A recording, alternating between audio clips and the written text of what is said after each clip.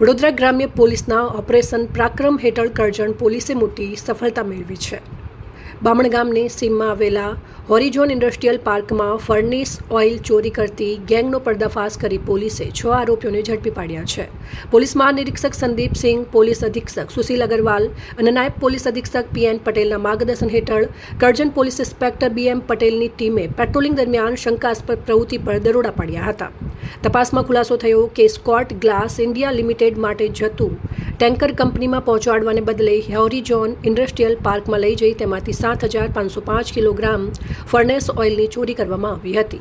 પોલીસે 6 આરોપીઓની ધરપકડ કરી 2 tanker oil, barrel generator, motor pipe અને સિન્ટેક્સ ટાંકા, મોટરસાઇકલ અને બિલ્ટી સહિત કુલ ₹40.54 લાખનો મુદ્દામાલ કબજે કર્યો છે. સમગ્ર મામલે કરજણ પોલીસે ગુનો નોંધી વધુ તપાસ હાથ ધરી છે. Reporter Praveen Vasava, Pradeep Tantral, news, Vadodara.